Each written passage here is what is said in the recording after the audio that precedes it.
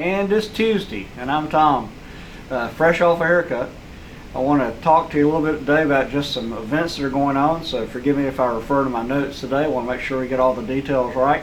First, I want to talk about the employee selection protocol that we have developed for our child welfare side.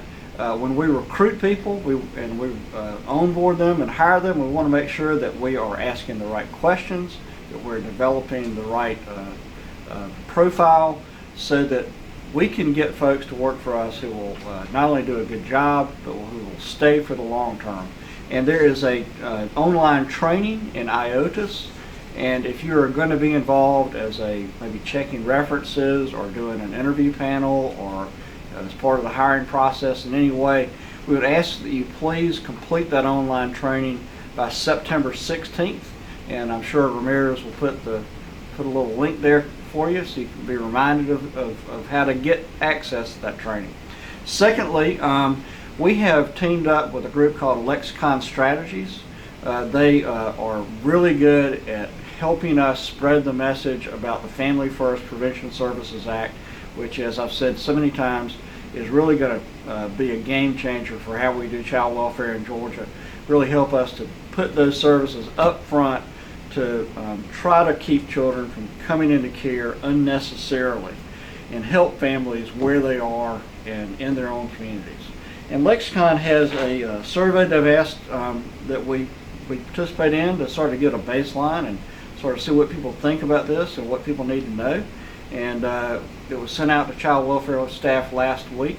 Going to ask Ramirez to put a reminder on here to ask y'all to go there and to take that survey and fill it out so we can help them design a better marketing campaign for our Family First work.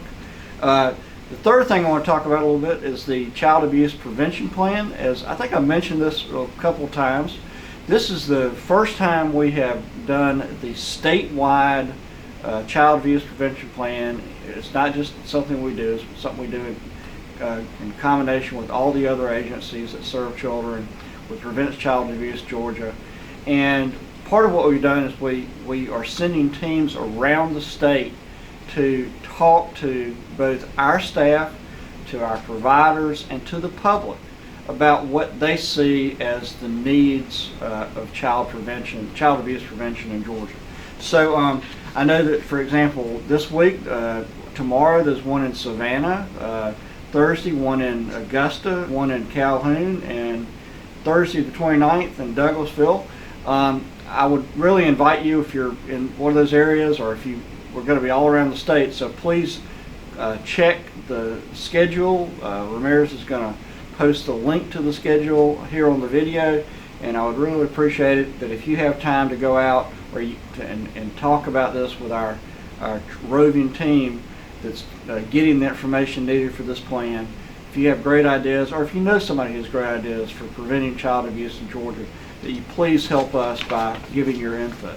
And last, but certainly not least, in fact, not even last, because I got something else to talk about, but so I had a great meeting the other day with the folks from the Council on Substance Abuse in Georgia.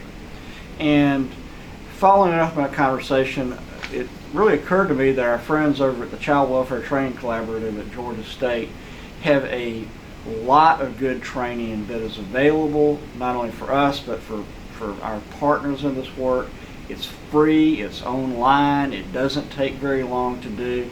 One of those trainings is on how to deal with opioids and how to deal with families and who are suffering through an addiction crisis related to opioids, or really who are in recovery. So I would highly suggest to you, again, Ramirez is going to put the link, that you go and explore these trainings that are available to you. Maybe take an hour a day, learn what you can to do your work better. So that the more we can learn, the better job we can do for the families of Georgia. And I guess the last thing I actually do want to mention is that as I appreciate everybody who answered the Comprehensive Organizational Health Assessment. We had a great participation. I think 67% of our staff responded to that. And I was participating last week in a really great meeting to sort of kick off the work that's going to take place over the next 4 years to bolster our workforce.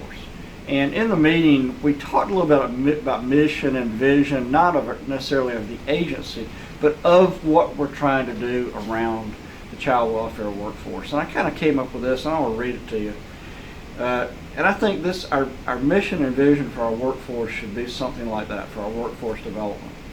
To keep Georgia's neglected and abused children safe and restore them to healthy, stable families, we will identify, recruit, support, and encourage a new generation of child welfare professionals from different backgrounds and experiences, and equip them with the tools, the strengths, the capacity, and the freedom to guide these vulnerable individuals to a better life. I think those words sort of sum up what my hope and my wish for our workforce as we go forward. So I hope you'll take that into account, not only as we go through the National Child Welfare Workforce Institute program in the next few years, but just as we all work together to build a better workforce, one with those capacities and those strengths and the freedom to do the work and to do it well and to take joy in it. So thanks a lot, y'all. I know that's a lot of information for a Tuesday morning, but Friday's coming, so see you next week.